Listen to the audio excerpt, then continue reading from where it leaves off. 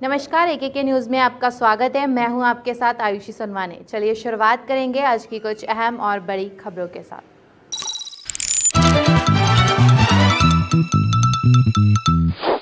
Chris Gayle ने video के जरिए पीएम मोदी को किया धन्यवाद। बंगाल विधानसभा चुनाव 2021 के लिए पूरी तरह से तैयार है भाजपा सरकार। बेमौसम बारिश पर बोले कमल पटेल। मुख्यमंत्री शिवराज सिंह चौहान ने वृक्षारोपण के संकल्प के तहत सीएम हाउस में नीम का पौधा लगाया। भाजपा प्रदेश कार्यालय में भाजपा नेता ने किया महिलाओं का यौन शोषण। ऑनलाइन परीक्षा को लेकर छात्र छात्राओं ने किया प्रदर्शन। भाजपा नेताओं ने भाजपा कार्यालय को बना रखा है अय्याशी का अड्डा, ये कहना है सज्जन सिंह वर्मा का। और अब खबरें विस्तार से। क्रिस गेल ने वीडियो के जरिए पीएम मोदी को किया धन्यवाद। वेस्टइंडीज के धुआंधार बैट्समैन क्रिस गेल ने हाल ही में अपने ऑफिशियल ट्विटर अकाउंट पर भारत के प्रधानमंत्री नरेंद्र मोदी के लिए एक खास वीडियो बनाकर अपलोड किया है। साथ ही क्रिस गेल ने पीएम मोदी को धन्यवाद भी कहा है। आपको बता दें, वीडियो में उन्होंने कहा है कि कोरोना के खिलाफ युद्ध में भारत न केवल अपना बचाव कर रहा है बल्कि अन्य जरूरतमंद देशों की भी मदद कर रहा है। गेल ने पीएम मोदी की खूब सराहना भी की। बंगाल विधानसभा चुनाव 2021 के लिए पूरी तरह से तैयार है भाजपा सरकार।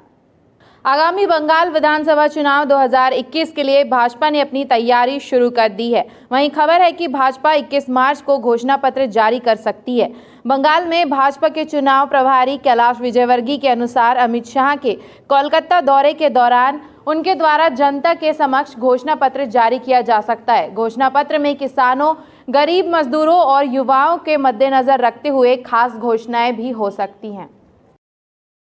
मुख्यमंत्री शिवराज सिंह चौहान ने वृक्षारोपण के संकल्प के तहत सीएम हाउस में नीम का पौधा लगाया। उन्होंने कहा कि नीम अद्भुत औषधि गुण है। कहते हैं कि नीम कड़वी होती है लेकिन अमृत जैसी होती है। आगे उन्होंने कहा कि आज पश्चिम बंगाल में मेरी 2 सभाएं हैं। चुनाव प्रचार के लिए वहां जा रहा हूं। बढ़ते संक्रमण को देखते हुए उन्होंने कहा कि कोरोना को लेकर गंभीर होने की जरूरत नहीं है। शिवराज ने जनता से कोरोना गाइडलाइन का पालन करने की अपील की है। आज सीएम हाउस में ही नीम का पौधा लगाया है। नीम में अद्भुत औषधि गुण हैं जो हमारे स्वास्थ्य के लिए, कहते हैं कि कड़वी होती नीम लेकिन अमृत जैसे हैं। वृक्षारोपण का जो अभियान है वो लगातार जारी है। भाजपा प्रदेश कार्यालय में भाजपा नेता ने किया महिलाओं का यौन शोषण। नानाजी देशमुख पुस्तकालय में यौन शोषण। भाजपा की 2 महिलाएं कार्यकर्ताओं का आरोप है कि भाजपा नेता ने उनके साथ यौन शोषण किया है। यौन शोषण पीड़ित भाजपा महिला कार्यकर्ताओं ने वीडियो बनाकर सोशल मीडिया पर पोस्ट करके मुख्यमंत्री से न्याय की मांग की है। लेकिन कुछ महीनों से मेरे साथ में जो अभद्र व्यवहार हो रहा है उस पुस्तकालय में, वो बहुत ही निंदनीय है। सबसे पहले तो मैं आपको यह बताना चाहती हूं कि पुस्तकालय में एक सज्जन बुजुर्ग ने 12 मार्च 2021 को शुक्रवार के दिन मेरे साथ में अभद्र व्यवहार किया। मेरे बाजू में आकर के वे बैठ गए और उन्होंने मेरी जांघ के ऊपर अपनी जांघ रख दी। कई बार उन्होंने मुझे अपने घर पर आने का भी न्योता दिया और वे यह भी कहते थे कि तुम्हारे पास में मोटरसाइकिल है इसलिए तुम मुझे मोटरसाइकिल से मेरे घर तक छोड़ दिया करो। और यही डोरी उन्होंने मेरी एक साथी के ऊपर भी डाली है। आइए आप उसी से सुन लीजिए कि उसके साथ में क्या व्यवहार हुआ है। आइए आप, आरती जी। नमस्ते, मैं आयुष दीदी के साथ पुस्तकालय गई थी। वहाँ पर एक बुजुर्ग व्यक्ति था जो मुझसे मीठी मीठी बात की। बाद में मेरे से नंबर ले लिए और फिर उन्होंने। भाजपा नेताओं ने भाजपा कार्यालय को बना रखा है अय्याशी का अड्डा, ये कहना है सज्जन सिंह वर्मा का। आइए देखते हैं खास रिपोर्ट। मध्य प्रदेश के भाजपा कार्यालय में महिलाओं के साथ छेड़खानी का मामला सामने आया है, जहां 2 भाजपा महिलाओं कार्यकर्ताओं ने उनके साथ हो रहे यौन शोषण पर भाजपा के 2 नेताओं पर आरोप लगाते हुए कहा है कि प्रदेश कार्यालय के नेताओं द्वारा उनका यौन शोषण किया जा रहा है। वहीं इस पूरे मामले को लेकर कांग्रेस के पूर्व मंत्री सज्जन सिंह वर्मा ने कहा कि भारतीय जनता पार्टी अपने ही कार्यालय में महिलाओं को सुरक्षित नहीं रख पा रही है। प्रदेश की बेटी और महिलाओं को कैसे सुरक्षित रखेगी? और यही नहीं, उन्होंने मध्य प्रदेश भाजपा कार्यालय को अय्याशी का अड्डा कहते हुए कहा कि भाजपा के नेताओं ने भाजपा कार्यालय को अय्याशी का अड्डा बना दिया है। भारतीय जनता पार्टी के प्रदेश कार्यालय भोपाल में 2 बच्चियों ने, एक ने नहीं 2 बच्चियों ने आरोप लगाया कि भारतीय जनता पार्टी के भोपाल कार्यालय में हमारा यौन शोषण हो रहा है। भाजपा के कई वरिष्ठ नेता हमारा यौन शोषण कर रहे हैं। क्या कमल पटेल, विश्वास सारंग, शिवराज चौहान, नरेंद्र मोदी को ये नहीं दिखता कि तुमने तो भारतीय जनता पार्टी के दफ्तरों को अय्याशी का अड्डा बना लिया? तो इस समय तो तुम्हारी मानसिकता को धोने की, स्वच्छ करने की आवश्यकता है। पूरे देश का वातावरण भाजपाइयों ने दूषित कर रखा है। बेमौसम बारिश पर बोले कमल पटेल। मध्य प्रदेश के कई जिलों में हुई बेमौसम बारिश और ओलावृष्टि से किसानों को भारी नुकसान हुआ है, जिसको लेकर मध्य प्रदेश सरकार के कृषि मंत्री कमल पटेल ने प्रेस वार्ता कर किसानों को राहत देते हुए आश्वस्त किया है कि यह प्राकृतिक आपदा है, इस पर किसी का वश नहीं है। हमारी सरकार किसानों के साथ है। जैसा ही ओले गिरने की सूचना मिली, वैसे ही राजस्व मंत्री मेरे साथ मौजूद थे। किसानों को जो भी क्षति पहुंची है, हमारी सरकार 64 के तहत उन्हें मुआवजा देगी। मुख्यमंत्री शिवराज सिंह चौहान ने भी घोषणा कर दी है। अब ये प्राकृतिक आपदा है, आसमानी और सुल्तानी, इसके ऊपर किसी का बस नहीं है, लेकिन सरकार किसानों के साथ है। माननीय प्रधानमंत्री नरेंद्र मोदी जी, मुख्यमंत्री शिवराज जी, ये पंखे बंद कर देना। हमेशा हमारी सरकार, भारतीय जनता पार्टी की सरकार, गांव गरीब और किसानों की सरकार है। ऐसे संकट के समय सरकार किसानों के साथ खड़ी है। और जैसा कि मैंने बताया कि जैसे ही ओले गिरे थे, मैं खुद मौके पे गया, गोविंद सिंह जी राजपूत कृषि राजस्व मंत्री भी गए, और मुख्यमंत्री जी ने भी घोषणा की कि किसान का जो भी क्षति हुई है उसको RBC 64 के तहत हम राहत देंगे। हम बीमा का। मध्य प्रदेश में महिलाओं के खिलाफ यौन शोषण के मामले पर बोले के मिश्रा। प्रदेश कांग्रेस प्रवक्ता के मिश्रा ने भाजपा पर तंज कसते हुए कहा कि 2 महिलाओं ने यौन शोषण के आरोप लगाए हैं। किसी भी पार्टी के प्रदेश कार्यालय में इस तरह की घटना होना निंदनीय है और मुख्यमंत्री शिवराज सिंह चौहान और प्रदेश अध्यक्ष BD शर्मा को तत्काल दोषियों के खिलाफ कार्रवाई करना चाहिए। यह घटना बहुत दुर्भाग्यपूर्ण है। भारतीय जनता पार्टी इन दिनों सत्ता में है और सत्ता से संबद्ध राजनीतिक दल के दफ्तर में इस तरह की घिनौनी घटनाएं होना समूचे प्रदेश की मानवता और हमारी बहनों की सुरक्षा को लेकर जो सरकार के झूठे वायदे हैं उसकी पोल खोलने के लिए पर्याप्त है।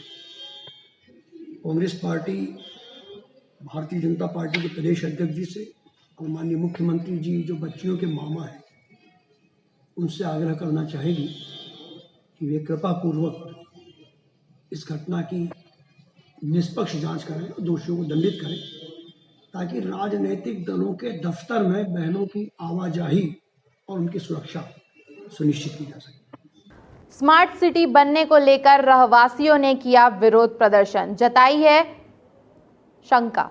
नाले पर अवैध निर्माण कार्य रोकने को लेकर रहवासियों ने विरोध प्रदर्शन किया है। साथ ही नाले पर हो रहे निर्माण को रोकने की मांग न्यायालय में चल रहा है।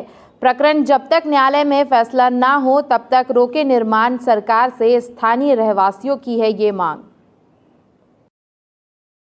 स्मार्ट सिटी मुर्दाबाद, मुर्दाबाद, मुर्दाबाद। अवैध निर्माण बंद करो, बंद करो, बंद करो। हम जो स्मार्ट सिटी द्वारा यहाँ गलत निर्माण कार्य किया जा रहा है, नाले को रोककर उस पर निर्माण कार्य किया जा रहा है और जिस तरह से यहाँ दुकानों को तकलीफ़ें दी जा रही हैं और जिस तरह से रहवासियों को तकलीफ दी जा रही है, 342 एकड़ का जो प्लान है वो पूरी तरह से इनका गलत प्लान है, क्योंकि उसमें प्राइवेट लैंड और निजी संपत्तियां और लीज होल्ड संपत्तियां उसमें उपलब्ध लोगों की है।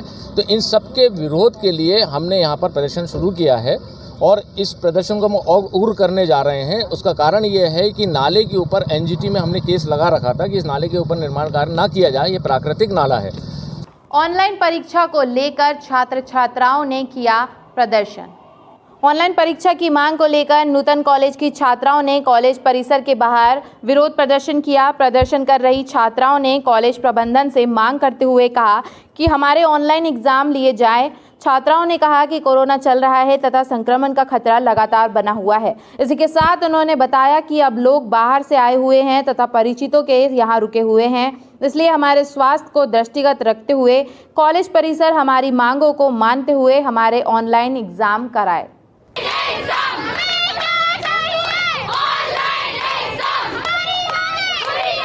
ये इसलिए कि हम लोग बाहर वाले हैं, हम लोग हॉस्टल में अभी रहते हैं। अभी हॉस्टल्स आपको पता ही है जैसे बंद है, और अभी हम लोग जैसे तैसे प्रैक्टिकल के लिए मेंटेन करके आए हैं, रिलेटिव के घर कहीं भी रुक के आए हैं।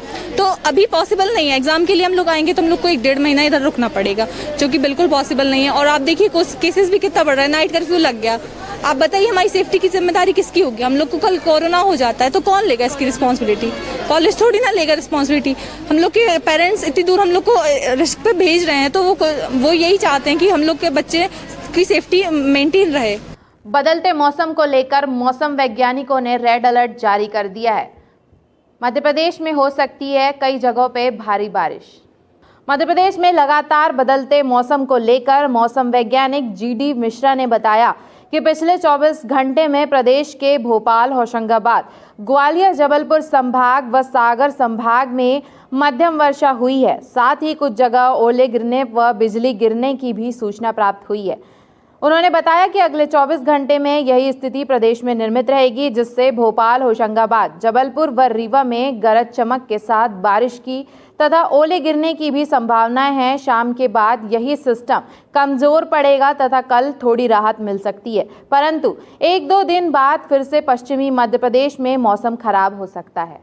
और आने वाले दिनों में भी अगले 24 घंटे में प्रदेश में स्थिति अभी रहेगी। खासकर जो ये क्षेत्र हैं भोपाल, होशंगाबाद, सागर, जबलपुर, रीवा, ग्वालियर, चंबल संभाग, इनमें फिर से अगले 24 घंटे में कहीं कहीं गरज चमक के साथ वर्षा होगी और ओले गिरने की भी संभावना है। इस बुलेटिन में फिलहाल इतना ही। आगे की खबरों के लिए देखते रहिए AKK न्यूज़ और हमें दीजिए इजाज़त। नमस्कार।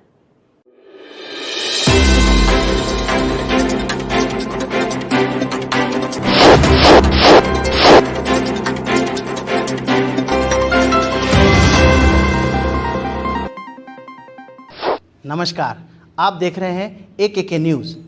खबरों की दुनिया से 24 घंटे 7 दिन हम कराते हैं आपको खबरदार। हर छोटी बड़ी खबर पर होगी पैनी नज़र, जिसका सीधा सरोकार आपसे। गली नुक्कड़ चौराहे से, कस्बे से, शहर से, सूबे तक आपके हक की बात।